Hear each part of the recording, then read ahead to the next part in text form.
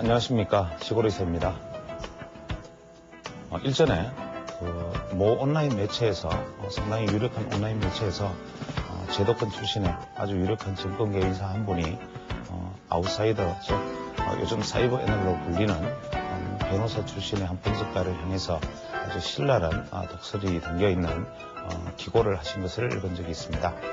이분의 논지는 여러 가지 다 소개할 필요도 없을 뿐만 아니라 저는 그 두 분에 대해서 전혀 아는 바가 없기 때문에 잘잘못을 평할 위치에 있지도 않고 또 그 내용에 대해서도 자세히 알지는 못하지만 이 글 속에서 한 가지 아쉬움이 남는 점은 이 제도권 출신의 유력 인사의 말씀 중에서 아줌마들의 지지 혹은 재성박덕, 즉 재주가 많은 사람은 덕이 없다, 이런 류의 인신공격들로 일관하고 있는 점, 혹은 개인 투자자들이 일부 제도권에 대한 불신을 가지고 있는 것을 아줌마 부대들의 어떤 변동성 혹은 아줌마 부대들의 어떤 가벼움 정도로 치부하는 것으로 느껴져서 그 부분에 있어서 대단히 유감스러운 마음이 들었던 것이 사실입니다.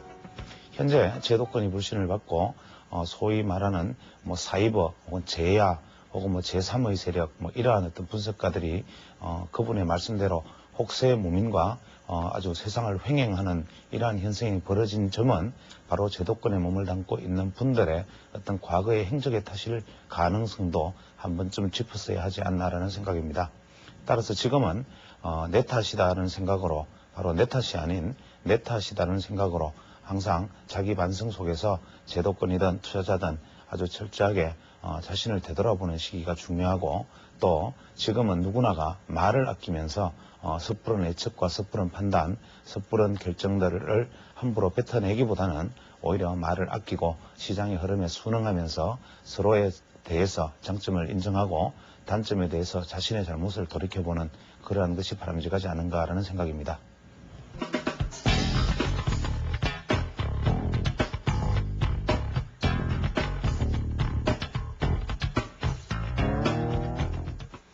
오늘이 이제 녹화일이 목요일입니다. 그런데 종합지수가 아주 애매한 구간에 놓여 있어서 투자자들이 아주 심리적으로 대단히 불안한 구간인 것 같습니다. 같이 먼저 시장부터 한번 살펴보겠습니다. 현재 우리 시장은 이러한 어떤 상승 이후에 아주 익숙한 그림입니다. 지금 이러한 이제 조정이 이루어지고 있는데, 현재 오늘 종합주가지수가 제가 정확히 기억하지 못하는데 아마 700, 한 6, 7 이 정도 포인트에 현재 마무리가 된 것으로 알고 있습니다. 이 시장을 자세히 보면 예전에 제가 말씀드렸던, 즉 파동론의 관점으로 보았을 때 700선은 지지해야 된다, 이런 관점, 즉 이것은 파동론이라는 관점에서 보았을 때 이것이 신뢰할 수 있는 것이든 없는 것이든 파동론이라는 관점으로 보았을 때 700선은 반드시 지켜져야 한다, 이런 관점이었는데 지난번에 한 차례 살짝 건드리는 이후에 반등 이후에 지금 다시 오늘 금일 다시 음봉을 만들면서 일단 시장을 대단히 700선 지지를 위협하고 있는 형국입니다. 이런 관점에서 우리가 오늘 이제 이번 주 다음 주 시장에 대해서 화두가 되고 있는 점은 오늘 이제 각종 뉴스나 매체를 통해서 많이 보았겠지만 실제로 시장에서 제일 중요한 것은 현재 베이시스입니다. 즉 다음 주 목요일이 옵션 만기일인데 이 베이시스와 두 번째 선물 포지션, 그 다음에 선물과 옵션의 어떤 포지션이 일단 중요하고, 세 번째로는 현재 우리가 가지고 있는 세 번째 700선이 과연 무너질 것인가 지켜질 것인가라는 세 번째 관점, 이 세 가지를 놓고 지금 다음 주 시장을 이제 대응을 해야 될 것 같습니다. 내일 금요일 이제 어떤 모습으로 시장이 보여줄 수 있는지가 문제인데, 물론 여기서 네 번째 우리가 지적할 수 있는 것은 미국 시장의 반등이 과연 기술적 반등이냐 아니면 실제 당분간 추세 반전을 기대할 수 있는 것이냐, 즉 저점을 확인한 것이냐, 이러한 문제가 이제 현재 시장에서 초점이 되고 있습니다. 여기서 우리가 제일 먼저 바라보아야 할 것은 현재로서는 700 지지다 아니다, 이것이 중요한 것은 아닙니다. 만약에 우리가 파동론적 관점에서 700선 지지, 700선 이탈의 여부를 우리가 3% 정도 전통적인 방법대로 하면 73, 21, 20포인트, 즉 680포인트 범위, 즉 720에서 680포인트 범위는 700선 대라고 본다면, 그래도 700선이 아직까지 붕괴되었다 아니었다 말을 할 수 있는 단계는 아니고 또 실제적으로 지금 여기서 저점을 예측한다는 것은 현재로서는 대단히 의미가 없는 행동일 수 있습니다. 즉 단기 추세를 놓고 보았을 때는 이 700이라는 사실의 상징성은 전혀 없는 것이고 여기서 제가 700선이 중요하다라고 말씀드리는 것은 무엇이냐면 파동론의 관점에서 보았을 때 이렇게 해서 반등할 수도 있고 제가 예전에 이렇게 말씀드렸죠. 혹은 650에서 반등할 수도 있다. 다만 650에서 반등하는 것은 파동론상 완전 1대 1.618의 조정을 즉 A 파동에 대해서 C 파동이 1.618배라는 전통적 조정을 보이는 결과는 640포인트, 650포인트까지 물론 조정할 수 있다. 그러나 엘리어트 파동론의 관점에서 볼 때 지난번 1파동의 고점인 700포인트를 지키지 못한다면 이것은 지난번의 반등, 즉 940포인트까지의 이 반등 자체가 지나간 3년간의 어떤 하락에 대한 추세 반전이 아닌 아직도 어떤 하락에 관한 우리가 반동 형성이라고 볼 수밖에 없다. 그래서 새로운 추세는 여기서 어떻게 형성될지 그때부터는 문자 그대로 오리무중이다. 이런 얘기를 파동론적 관점에서는 말씀드리고 있는 것인데 일단 어쨌거나 간에 아직까지도 700선 지지에 대한 기대를 우리는 시장에서 버리지 않고 있습니다. 문제는 현재 700이다, 720, 680이다, 650이다가 중요한 것은 아니고 만약에 700선이 지키지 못한다면 680이 아닌 더 아래쪽으로 하향 조정할 확률도 높겠지만 어쨌거나 우리가 지금 현재 의미를 둬야 되는 것은 여기서 조정이 이대로 지켜지든 이 밑에서 지켜지든 간에 앞으로 기대 손실보다는 기대 이익이 더 큰 구간에 현재 놓여 있으면 분명하다. 그래서 우리가 주식 투자는 기대 손실 대비 기대 이익이라는 측면에서 놓고 보면 기대 이익이 더 큰 구간이기 때문에 여전히 현재로서 아직까지 지나친 불안감에 휩싸여 있을 필요는 없다라는 것이 결론을 지을 수 있고 현재 제 개인적인 생각으로는 일단 기술적 반등이라도 여기서 추가 하락보다는 반등 쪽으로 자리를 잡지 않겠는가라고 생각하는데 이것은 물론 내일 시장의 어떤 흐름에 따라서 달라질 수가 있겠습니다. 지금 현재 우리가 다음 주 대응에서 가장 중요한 것은 시장 베이시스인데 시장 베이시스는 현재 약 0.4포인트에서 심할 때는 0.78포인트까지 지금 굉장히 확대되고 있는 모습을 보여주고 있습니다. 이러한 어떤 베이시스의 확대가 의미하는 것은 무엇이냐면 현재 우리가 프로그램 매수 잔고가 이제는 4천억 정도 수준밖에 남지 않았는데 현재 우리가 장기정권저축과 관련된 어떠한 장기적인 어떤 포지션 설정과 관련지어서 청산될 수 없는 매물이 지난번에 5천억, 이번에 3,500억이라고 가정한다면 최대 500억 원 정도의 매물밖에 지금 존재하지 않는다. 그것도 그나마 현재 오늘 장중에 어제 저녁 종가 같은 경우에 무려 마이너스 0.7포인트, 오늘 종가로서는 0.4포인트, 0.5포인트 이상의 일단 큰 폭의 베이시스를 보였기 때문에 이제 나올 물량은 거의 다 나오지 않았는가라는 것이 현명한 판단인 것 같습니다. 그래서 현재 이것이 얼마가 된다가 중요한 것이 아니라 우리나라 어떤 현실상 만약에 베이시스가 추가 확대된다 하더라도 이 추가 확대되는 베이시스 폭은 매도 차익 거래가 일어나지는 않는다는 점에서 거의 일단은 더 이상의 프로그램 매물에 부담은 없다는 점에서 일단은 나름대로 어떤 긍정적 신호다. 즉 우리가 프로그램 매수 잔고의 어떤 청산이 많았다는 점은 앞으로 향후 시장에서 더 이상 추가 급락을 이끌어내지는 어렵다. 즉 급락을 이끌어내기는 어렵다는 점에서 긍정적이라고 볼 수 있으나 한 가지 부정적으로 볼 수 있는 것은 이제 현재 이 베이시스가 0.4에서 0.7포인트까지 벌어짐으로 해서 이러한 0.5포인트까지 이상 벌어진 것은 선물 지수가 어떤 강력한 모멘텀, 즉 어떤 전일에 나스닥이나 어떤 다우 지수가 다시 한 500포인트 이상, 나스닥이 6, 70포인트 이상의 거대한 상승을 보이지 않는다면 일단 스타트에 선물이 강력하게 출발하면서 이 과도한, 즉 추세적으로 확대되는 베이시스를 가지고 있는 역베이시스를 다시 정베이시스로, 즉 콘탱고로 돌리기가 어렵다는 점을 감안하면 우리가 실제로 이것이 어느 정도 선물지수가 현물지수 대비 강세를 보여준다 하더라도 어떤 신규로 유입될 수 있는 매수 차익 거래의 가능성이 줄어들었다. 즉 오늘 현재 시장에서 계속 일관적인 분석은 뭐냐면 현재 매수 차익 거래의 청산이 많이 이루어졌기 때문에 향후 이제는 매도보다는 매수 차익 거래 물량만 쌓일 일만 남았다라고 얘기를 하고 있습니다. 그러나 그것은 그렇지 않습니다. 현재 만약에 어정쩡한 베이시스, 즉 예를 들어서 마이너스 0.1 혹은 플러스 0.1 이 정도 수준의 어떤 베이시스로 선물만 다소 확보되고 현물은 정체 상태에서 선물만 다소 반등을 보이는 시장이 온다면 이때 새로 신규 매수 차익 거래가 또다시 이 대목에서 설정이 된다면 이것은 다시 베이시스가 또 0.5, 0.6으로 벌어져야 수익이 나기 때문에 이것은 오히려 더 큰 하락을 위한 준비 작업이 지나지 않습니다. 따라서 현재 우리가 신규 매수 차익 거래의 어떤 유입은 어떤 강력한 모멘텀에 의해서 선물이 아주 초강세 출발을 하면서 시장을 끌어올리는 선순환이 일어나지 않는 한 현재와 같이 추세적인 베이시스 악화 상황에서는 일단 새로운 신규 매수 차익 거래 유입 자체가 그렇게 바람직하거나 긍정적인 것은 아니다. 즉 우리가 최소한 0.2에서 0.4포인트를 넘어서는 어떤 콘텐고가 이루어지지 않는 상황에서 이것도 좀 문제가 있죠. 이 정도의 어떤 콘텐고 상황에서 유입되지 않는다면 이것은 오히려 또 새로운 어떤 하락의 기회를 엿보는 어떤 투기적인 차익 거래다라는 점에서 이것은 오히려 더 시장을 나쁘게 만들 수 있다. 즉 이러한 어떤 긍정적인 면과 부정적인 면이 양날의 칼로서 작용하고 있는 것이 현재 시장이라는 점에서 우리 시장의 질이 현재 형편없이 많이 떨어져 있고 이로 인한 어떤 시장의 변동성이 대단히 크다는 점을 우리는 알 수가 있습니다. 두 번째, 우리가 선물 옵션의 매수 포지션을 일단 분석을 해보면 현재 오늘 역시 외국인과 기관들을 중심으로 해서 우리는 선물 옵션 시장에서 옵션 만기를 앞두고 양매도 포지션을 여전히 구축하고 있는 모습입니다.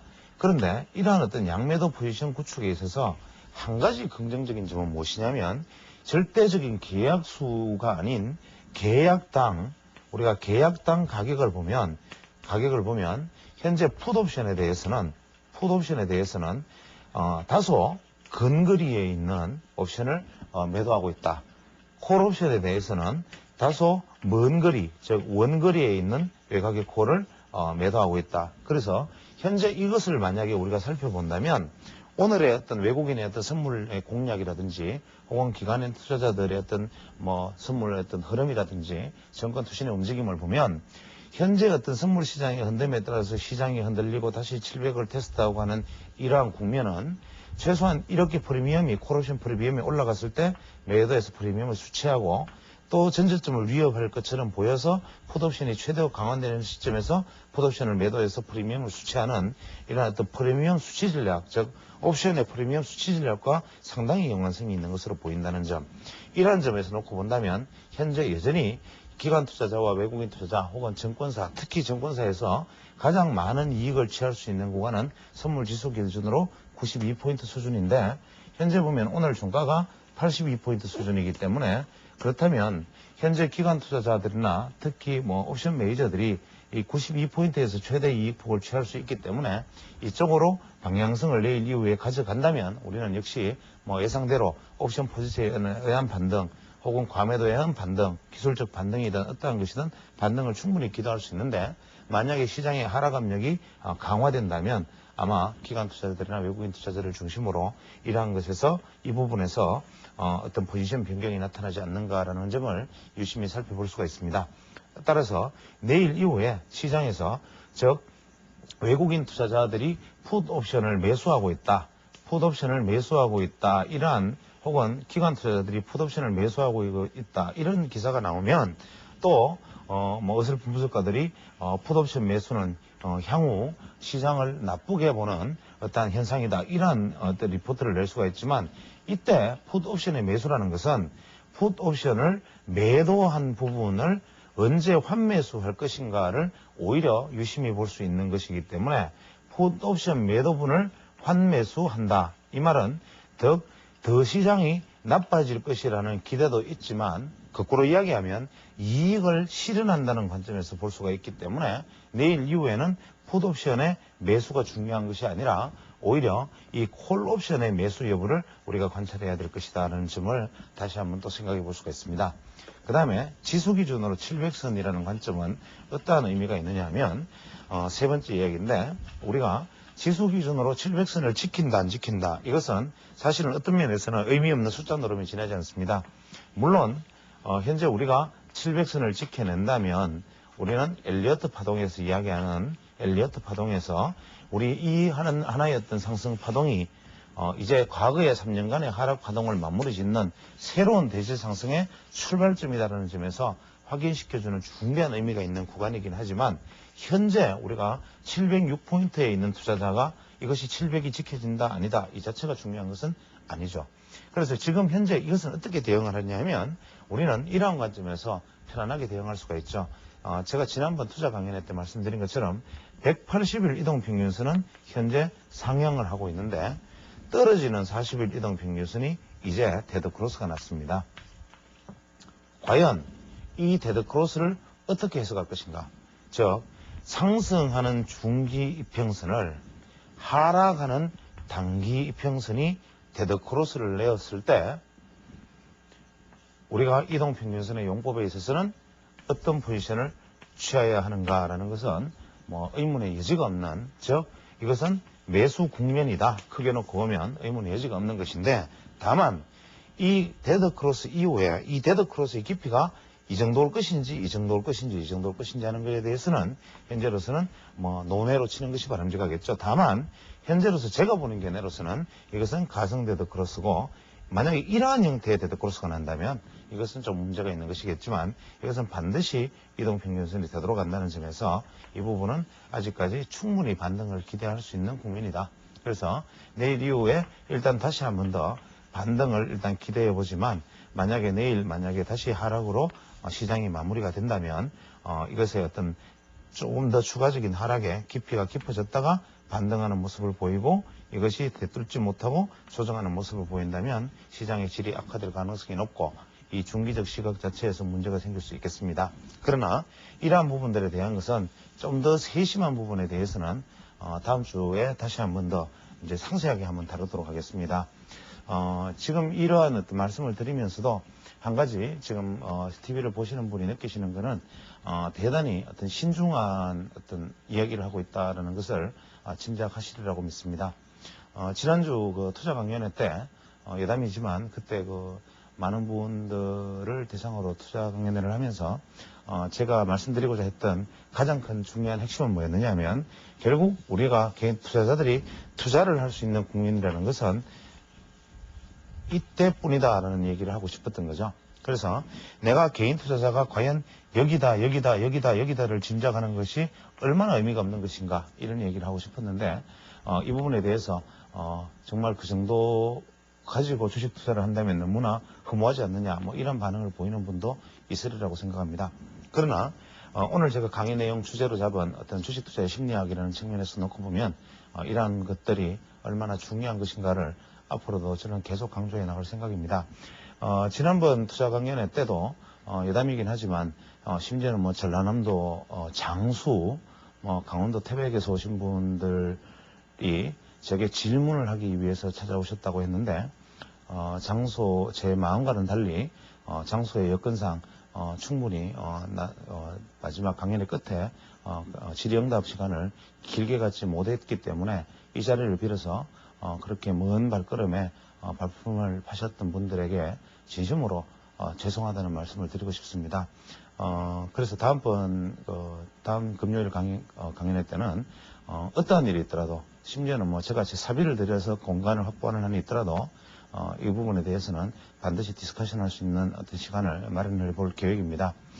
실제로 이 강연회에 어떤 생각들이나 강연회를 굳이 뭐 3번에 걸쳐서 따로 오프라인으로 하겠다라는 생각을 했던 가장 큰 이유는 현재 이 방송이라는 것이 가지고 있는 어떤 일방향성, 즉 지금 현재 제가 여기서 TV를 보시는 분들에게 그냥 제 생각을 일방적으로 쏟아내고 있는데 이 방송 매체의 속성이라는 것이 담고 있는 한계는 방금 또 제가 시황 설명을 하면서 느끼셨겠지만 가슴에 담고 있는 이야기를 어떤 식으로 정제해서 가감해서 또 변형해서 변조해서 이야기를 해야 하는 곳이기도 하고 또 내 생각과 달리 제 생각과 달리 말로 설명되지 않는 부분들 혹은 방송 매체에 대해서 모든 어떤 시청자의 눈높이나 평균치를 맞춰야 한다는 점에서 이 부분에 대해서 어떤 일방향성에 대한 아쉬움이 사실 강연의 주목적이었는데 강연이라는 것은 그래서 이 1시간의 강연회 자체는 뭐 그것이 중요한 게 아니고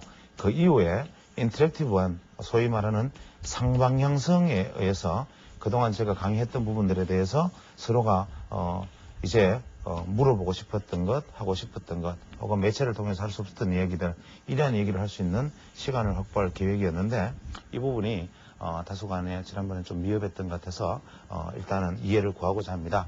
그래서 다음번에는 어차피 이제 방송을 의식하지 않는 완전히 오프라인 어떤 형태의 모임이 될 것 같으니까 그때는 뭐 평소에 하기 힘들었던 얘기들을 깊이 있게 한번 나눠보는 그런 시간으로 만들어 볼까 싶습니다. 그런데 지금 그 강연에도 중요하지만 실제로 더 중요한 것은 뭐냐면 오늘 제가 그 주식 투자에 있어서 오늘부터 시간을 잡고 나눌 이야기는 주제는 주식 투자의 심리학입니다.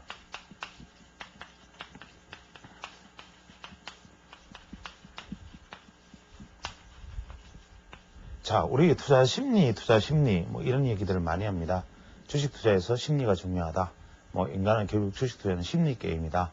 뭐 투자 심리가 악화되었다. 이런 얘기들을 우리는 막연한 허상처럼 항상 심리라는 얘기를 하고 또 내 마음 혹은 타인의 마음을 알고자 하는 궁금증들이나 호기심을 많이 가지고 있지만 실제로 어떤 면에서는 이것만큼 더 난감하고 어려운 주제가 실제로 없을 것이라고 생각합니다.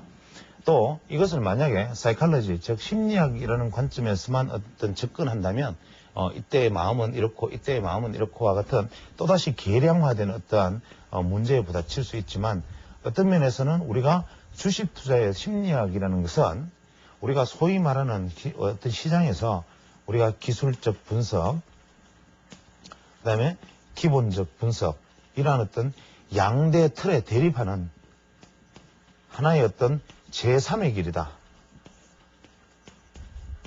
저는 감히 이렇게 주장하고 싶습니다. 즉, 우리가 주식 투자의 심리학이다. 그러면 우리가 심리학이라는 것은 뭐 어떤 재미있는 심리학 용어, 사례, 그 외에 그럴듯한 어떤 이야기 증후군, 이러한 것들로 담아낼 수 있는 이야기가 아니라 이 주식 투자의 심리학이라는 것은 어떤 면에서는 평생을 주식 투자에 못 바친 한 노인의 어떤 지혜로운 어떤 노인의 말씀 속에서 찾을 수 있는 이야기들, 혹은 우리가 과거의 시장에서 정말 시장을 이겼던 혹은 시장 위에서 승리했던 사람들의 어떤 투자의 방법과 그 사람들의 생각, 그 사람들의 직관을 배우는 것이다. 뭐 이런 측면에서 다양하게 넓게 활용할 수 있습니다. 그래서 저는 이렇게 분석합니다. 보통 기술적 분석이다. 이것은 테크니션들의 어떤 시장을 예측하고자 하는 무모한 시도다. 기본적 분석이다. 이건 역시 이미 기업의 어떤 자료, 경제 자료, 동향 이런 것과 같은 자료들을 가지고 현재 미래의 어떤 추세를 예측하는 이 역시도 후행적인 이야기다. 그럼 마지막 이 제3의 길은 뭐냐? 이것도 아니고 이것도 아닌 이것은 무엇이냐? 이것이 바로 제가 보기에는 오히려 워렌 비펫이 갔던 길, 혹은 뭐 그 외에 각종 투자에서 실제로 성공했던 사람들이 갔던 어떤 현인의 길이다. 저는 이렇게 생각합니다. 그래서 이것을 우리는 그냥 심리학이다 이런 관점에서 놓지 말고 우리가 과거의 어떤 주식시장을 이겨냈던 사람들의 어떤 현인의 길, 어떤 철학자들의 말씀을 새겨보는 어떤 그러한 하나의 어떤 제3의 길로서 저는 받아들일 것을 감히 말씀드리고 싶습니다.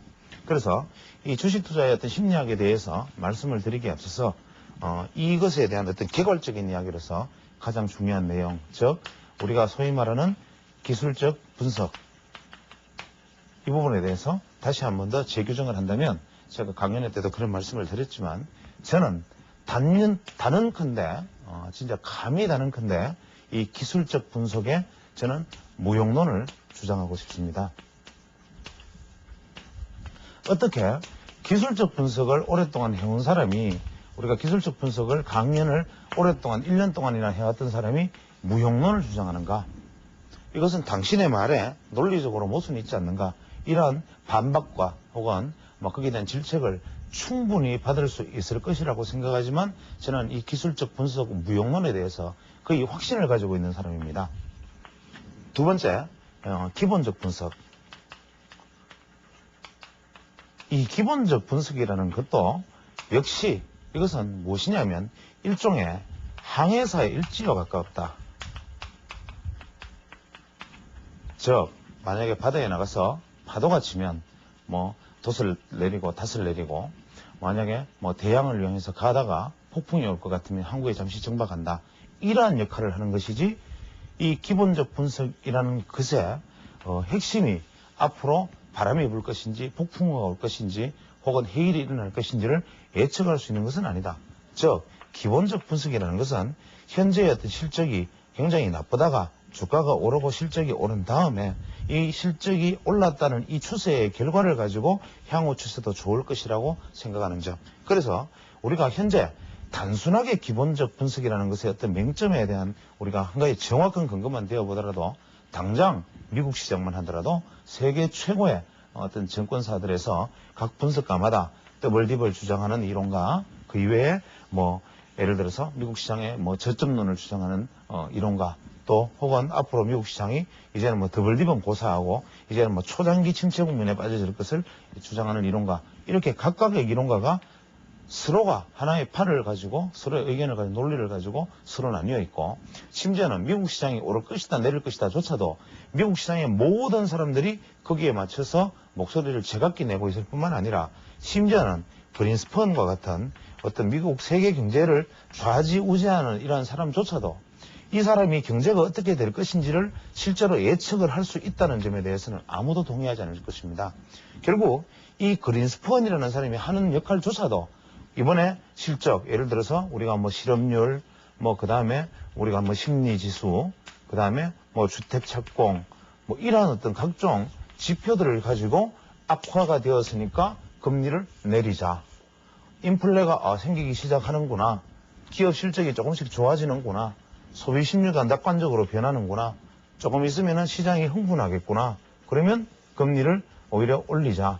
이렇게 나타나는 현상에 대해서 대응할 뿐이지 이런 사람들조차도 신경제를 주장하면서 미국 경제의 계속적인 성장 엔진을 주장하다가 현재 미국 경제가 이렇게 되는 것을 한 치 앞도 내다보지 못하고 오히려 과도한 금리 상승으로 인해서 현재 미국을 침체로 이끈 하나의 장본인이 되었죠. 이렇게 시장이라는 것은 기본적 분석가든 기술적 분석가든 절대로 알 수 없는 것임에도 불구하고 우리 기술적 분석을 하는 사람들은 마치 협잡꾼이나 몰입애처럼 이것이 시장을 예측할 수 있다. 내가 가지고 있는 비법을 배우면 주식 투자에 앞으로 미래를 알 수 있고 돈을 벌 수 있고 시장에서 어떠한 경우에도 승리할 수 있다. 오늘 뭘 사고 내일 뭘 사라. 오늘 어땠기 때문에 내일은 이럴 것이다. 이러한 주장을 끊임없이 내뱉고 있다. 주식시장이라는 것은 나는 이럴 것으로 생각되지만 나는 이럴 것처럼 추측됩니다.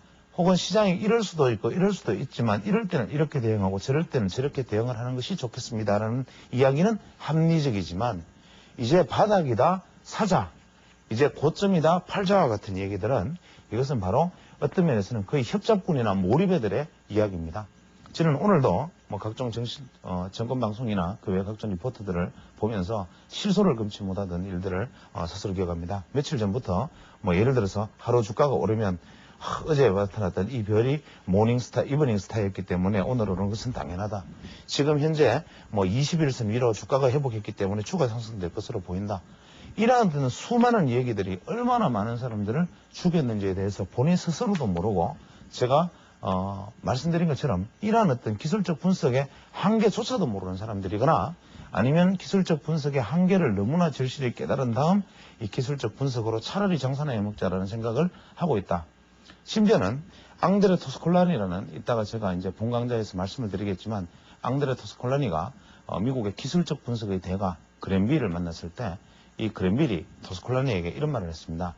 당신은 51%의 가능성과 49%의 가능성을 가지고 이야기를 하지만 나는 주식시장은 51%와 49%에서 수익을 낼 수 있다고 믿지 않는다. 나는 확신을 이야기하고 전망을 이야기하고 예측한다. 그랜빌은 많은 사람이 모인 자리에서 토스콜라니에게 이런 발언을 했습니다. 그리고 이 그랜빌은 자신의 어떤 기술적 분석 이론을 같은 자리에서 토스콜라니에게 설파를 하면서 자신의 주식의 예측력에 대한 어떤 확신을 보였습니다. 그리고 난 다음에 그 자리가 파한 다음에 그랜빌이 토스콜라니에게 조용히 웃으면서 다가가서 제가 코미디언이라는 걸 아시죠? 라는 말을 했다는 유명한 일화가 있습니다. 그것처럼 우리는 제도권에서 주장하는 기본적 분석도 실제로 기술적 분석도 어떠한 것도 주식 투자에서 정석은 아니고 주식 투자에서 승리한 사람은 유일하게 거의 유일하게 승리한 사람들은 이 시장과 시장의 본질을 하나의 어떤 꿰뚫고 시장에서 반대되는 행동을 했던 사람들이다라는 점은 분명하고, 이 사람들은 어떻게 행동했던 것인가라는 것을 우리가 주식투자의 심리학이라는 챕터로서 한번 살펴보도록 하겠습니다. 우리가 보통 이제 주식 투자 혹은 뭐 투자 심리학이라는 얘기를 하려면은 제일 먼저 등장하는 사람이 세 사람이 있습니다. 한 사람은 앙드레 르봉이라는 사람이 있습니다. 이 사람은 정통 심리학자로서 우리가 이제 대중 심리학을 전공했던 사람입니다. 죄송합니다. 구스타프 르봉이죠. 이 구스타프 르봉은 대중심리학이라는 것을 최초로 주장했던 사람입니다. 즉 대중심리학이라는 것은 뭐냐면, 이분이 했던 말씀 중에 아주 유명한 말이 있습니다. 대중은 개인으로서는 지독히 이기적이고 탐욕적이며 독립적이지만, 개인의 감정은, 지성은 이기적이고 탐욕적이고 독립지향적이지만, 이 개인이 판단을 내릴 때는 타인에 의존한다. 이 말이 보기에는 뭐 그럴듯한 것처럼 그냥 그러려니 하고 생각할 수 있는 것이지만, 주식시장에서는 어떤 가장 중요한 어떤 헌법의 조문과 같은 이야기입니다. 즉 개인은 한 사람 한 사람이 그냥 시장을 바라볼 때는 그 탐욕과 공포를 이기지 못해서 시장 속에서 끊임없이 내 자신만의 어떤 공포심과 흥분 속에서 따라다니지만, 결정적으로 판단을 내릴 시점에서는 내 생각이 아닌 주변 사람들의 생각에 따라다닌다. 그래서 이분은 이런 얘기를 했습니다. 대학 교수, 그 다음에 뭐 각종 어떤 전문적인 어떤 똑똑한 사람들을 극장에 모아놓고, 이 사람들이 그 영화를 보는 장소에서 마이크를 들고 불이야라고 소리를 쳤을 때, 이 사람들이 대학 교수이건 장관이건 뭐 성직자건 간에 이 불이야라는 한마디에는 어떠한 것도 자신의 이성이 작용하지 않고 모두가 서로 이 극장에서 빠져나오려는 아우성만이 남는다. 이런 얘기를 했습니다. 즉 이분의 이야기는 항상 개인과 어떤 집단, 개인이 집단이 되었을 때는 어떻게 되나, 뭐 이러한 관점에서 시장을 보아왔고, 이분의 어떤 대중심리학은 주식투자에 있어서 하나의 바이블로 받아들이고 있습니다. 두 번째로 우리가 유명한 사람은 우리가 앙드레 코스톨라니라는 사람입니다. 이 앙드레 코스톨라니는 헝가리 태생의 투자자인데, 이분은 주로 파리 주식시장을 중심으로 해서 유럽에 투자를 해왔던 사람인데, 불과 직전까지 1990년까지 실제로 생존했던 유럽의 우렌 비펫입니다. 즉 현재 유럽에서 주식 투자자로서 가장 성공한 것으로 알려진 이 앙드레 코스톨라니, 이분은 유명한 코스톨라니의 달걀 이론과 또 베타 꼼벌리라는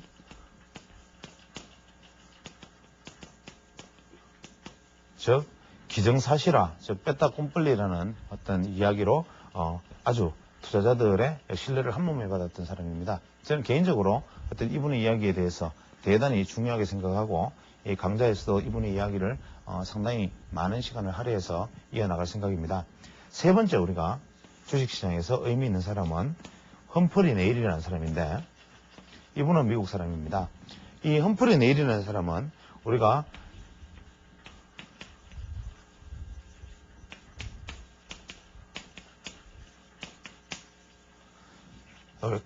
Contrary Thinking Theory, 즉 뭐 굳이 우리말로 옮기면 Contrary Thinking Theory, 즉 반대 의견 이론, 반대 의견 이론을 주창했던 분입니다. 특히 이분의 어떤 선물 시장에서의 어떤 심층적인 어떤 심리적 분석들은 현재도 주식 시장에서 뭐 거의 고전으로 받아들여지고 있습니다. 이 세 분의 어떤 이야기를, 어떤 관통하는 생각들을 이제 우리가 한번 심리학이라는 측면에서 살펴보자면, 제일 먼저 우리가 앙드레 코스톨라니의 어떤 이론을 먼저 한번 생각해 볼 가치가 있습니다. 이 앙드레 코스톨라니는 대단히 어떤 의미심장하고 가슴 속에 담아두어야 할 만한 얘기들을 대단히 많이 했는데, 유명한 이 코스톨라니의 어떤 달걀이라는 이론을 먼저 한 가지 소개합니다. 이 코스톨라니의 달걀은 우리가 웰치의 트라이앵글이라는 것과 어떤 미국식 이론과 상당히 부합하는 점이 많지만, 실제로 상당히 실무적인 면에서는 이 코스톨라니의 달걀이 오히려 더 훨씬 의미 있는 생각들을 가지고 있지 않나 생각합니다. 우리가 고전적인 트라이앵글에서는 이렇게 생각합니다. 주가가 이렇게 하락하기 시작할 때는 하락에 대해서 회의하는 국면, 투자자들이 그 다음에 대해서 진행되면서 하락을 확신하는 국면, 투자자들이 확신하는 국면이 이어진 다음에 반등을 시작하면 우리가 투자자들은 반등에 대해서 회의하는 국면이 나타나고, 고점에 이르면 반등에 대해서 확신한다. 이것이 웰치 트라이앵글인데, 즉 대부분의 투자자들은 바닥에서 실제로 추세 반전이 시작되면 이것이 기술적 반등이 아닐까, 이것은 진짜 반등이 아닌 기술적 반등이 아닐까라는 반등 회의 국면을 겪다가, 이것이 거의 고점에 다다라야 반등의 확신 국면을 가지게 되고, 고점에서 하락하기 시작하면 이것은 하락이 아닌 기술적 조정이라고 생각하는 하락의 회의 과정을 겪게 되고, 실제로 하락이 거의 마무리 국면에 나타나면 하락의 확신을 가지고 오히려 투매에 동참하기 때문에 개인 투자자들이 주식시장에서 수익을 낼 수 없다, 이런 어떤 전통적인 이론을 가지고 있는 반면에, 코스톨라니의 달걀은 우리가 세 가지 국면으로 이렇게 나눕니다.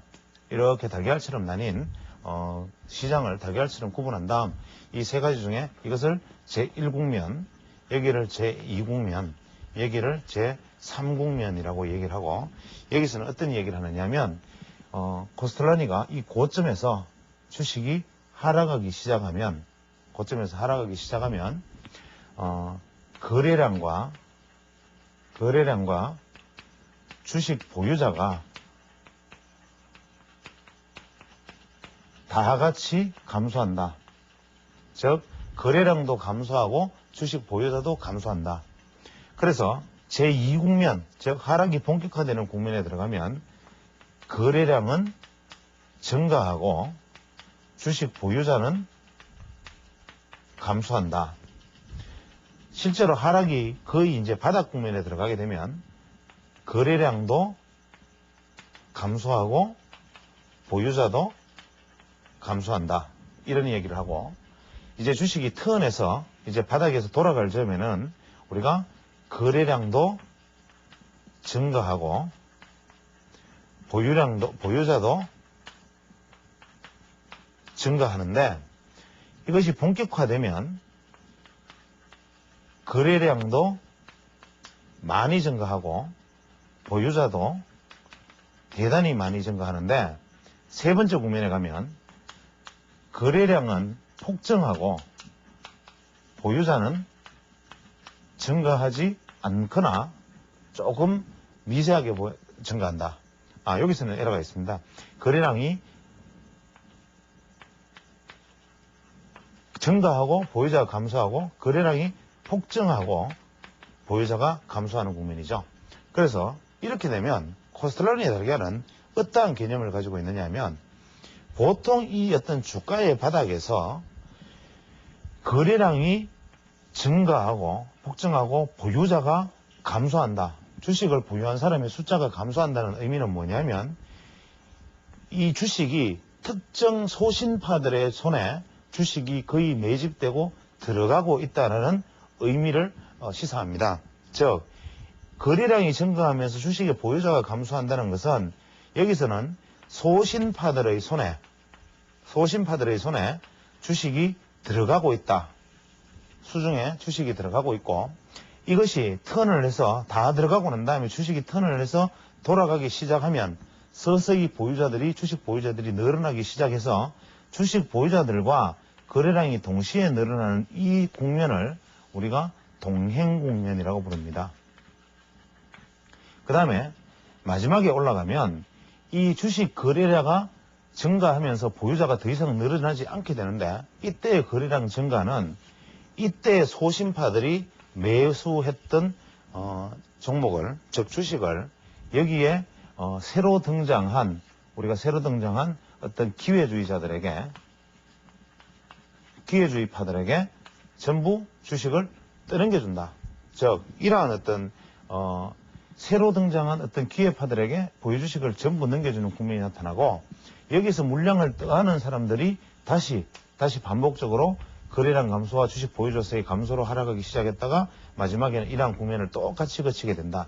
그래서 이 코스탈라니는 항상 주식 투자에서 가장 중요한 이 국면을 어떻게 하면 파악할 것인가에 사실 거의 대부분의 어떤 생각들을 담았다. 혹은 자기들의 생각을, 자신의 어떤 투자에 대한 철학을 여기에 담고 있었다고 볼 수 있습니다.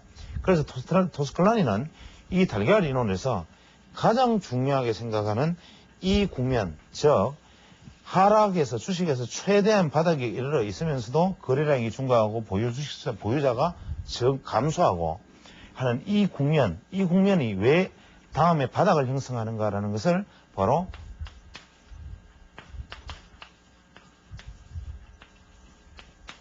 베타 콤플리라고 얘기했습니다. 베타 콤플리, 즉 우리말로 이야기하면 기정사실화 이론으로 이것을 설명하게 되는데, 이 베타 콤플리 현상이 나타나야만이 이 주식은 바닥이다.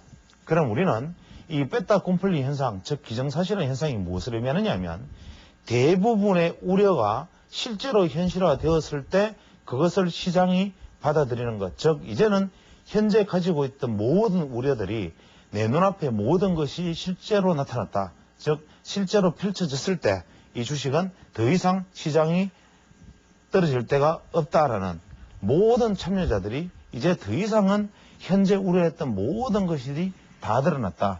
우리가 과거 480포인트까지 떨어졌을 때 우리가 모든 경제 현상들, 혹은 미국의 테러 사태가 벌어졌을 때 보였던 어떤 공포 반응들, 이러한 현상들이 바로 이 베타 콤플리다. 그래서 지금 시간 관계상 제가 긴 이야기는 나중에, 상세한 얘기는 이제 다음 시간으로 넘기기로 하고, 이 베타 콤플리를 저는 미국 시장의 바닥을 어떻게 보고 있느냐면, 예를 들어서 이라크 공격을 한다 안 한다, 뭐 어떻게 후세인을 축출하지 한다 안 한다, 뭐 미국에서 대대적인 군사훈련을 한다 안 한다, 이러한 것들이 계속 방산금, 이러한 것들에 대한 시장 불안으로 계속 이어지고 있을 때, 만약에 실제로 여기 전쟁이 나타난다면 우리는 어떻게 될 것인가. 이러한 것들이 바로 역대 미국 시장에서 전쟁만 나면 하락했다가 바로 시장이 반등하고, 심지어는 9.11 테러가 터져도 시장이 반등하는 거의 모든 역사적 사건들의 원인, 바로 이것이 우려되었던 사건들이 현실화될 때마다 대체적으로 전쟁이 실제로 터졌을 때 주가가 바닥을 형성하는 현상, 이것을 바로 베타 콤플리라고 부른다. 여기까지 일단 하고 다음 시간으로 넘어가도록 하겠습니다.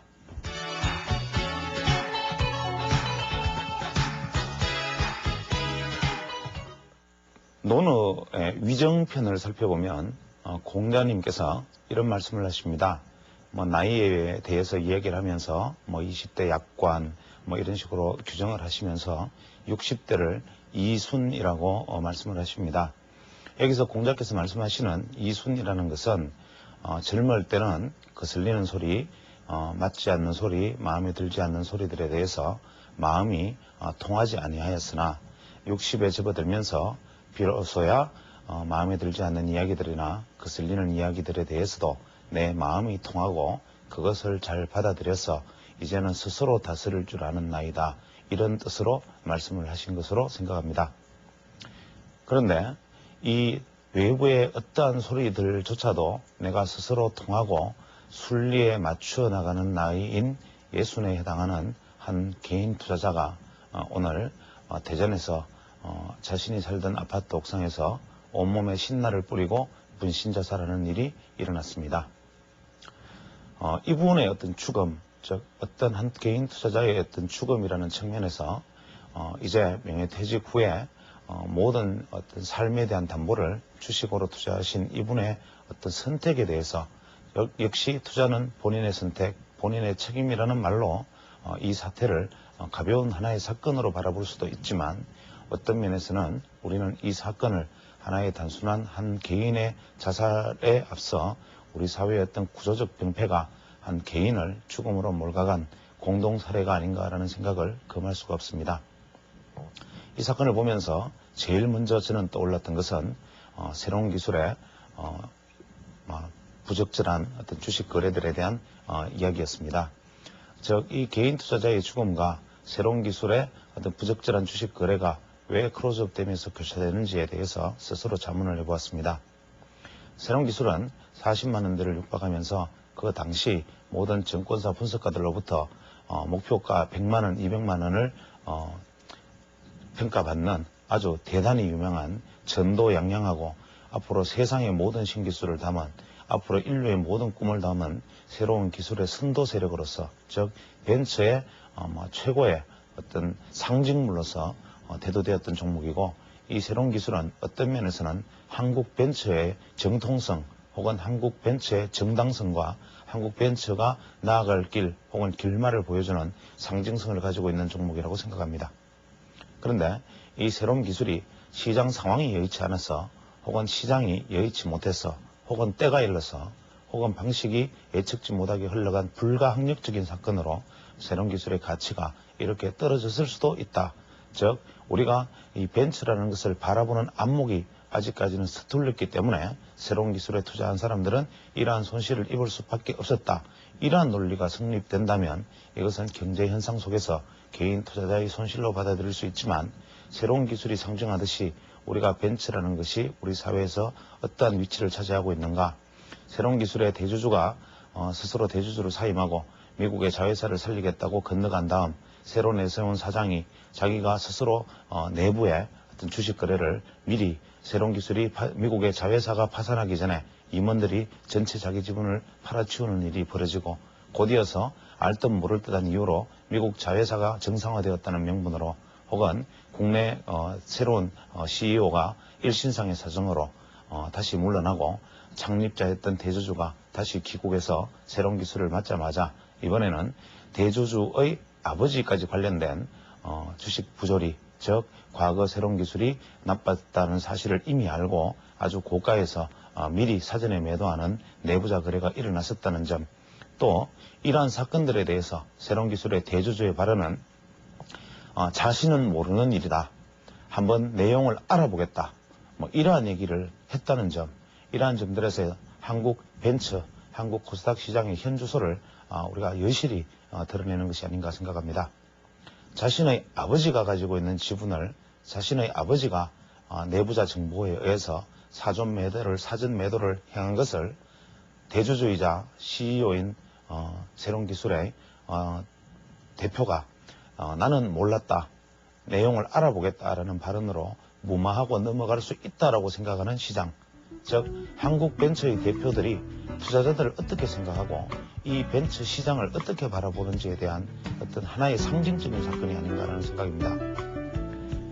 이러한 사건들은 결국 앞서 말씀드린 분신자살로 마감한 한 개인 투자자의 삶에, 이분의 죽음에, 바로 이러한 벤처 기업들을 운영하는 사람들, 혹은 벤처 기업을 키우기 위해서 자금을 조달하는 시장이 아닌 주식을 상장해서 팔아먹기 위한 시장으로 변질시킨 잘못된 벤처의 꿀난 망아지들이 이 사람들의 죽음에 공동 정범이자 이 사람들의 죽음에 직접적으로 가담한 사람으로 볼 수 있다는 점, 또 우리가 이러한 어떤 하나의 현상들을 일찍 처리하지 못하고 이러한 상황들이 개인 투자자들을 절망으로 몰아감으로써 지금 이와 같은 제2, 제3의 희생자가 나올 수 있다는 점은 바로 여기에 관련된 모든 사람들이 이 사람들의 죽음에 대해서 공동의 책임을 질 수 있고, 도덕적으로는 공동의 공범이면서 도저히 씻을 수 없는 살인자의 어떤 윤리, 살인자의 어떤 책임성을 가져야만 한다는 점을 우리는 다시 한번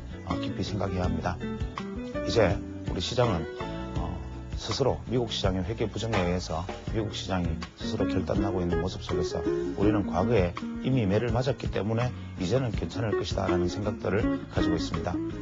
그러자면 그에 앞서서 나중에 불거질 수 있는 문제들은 지금이라도 신속히 정리되어야 하고, 벤처기업가들이나 혹은 코스닥 시장에 관여하고 있는 모든 분들은 심기일전해서 이제 나 한 사람의 어떤 잘못된 생각과 나 한 사람의 잘못된 판단이 어떤 내가 알지 못하는 정말 저 멀리서 나와는 일면식도 없는 사람의 죽음을 불러올 수도 있다는 사실을 잊지 말고 내가 어떠한 판단을 내리고 내가 어떠한 행동을 하느냐에 따라서 어떤 사람의 생명이 좌우될 수 있다는 점을 깊이 새기면서 제 깊은 책임과 아주 통렬한 반성이 이루어지기를 기대하는 마음입니다.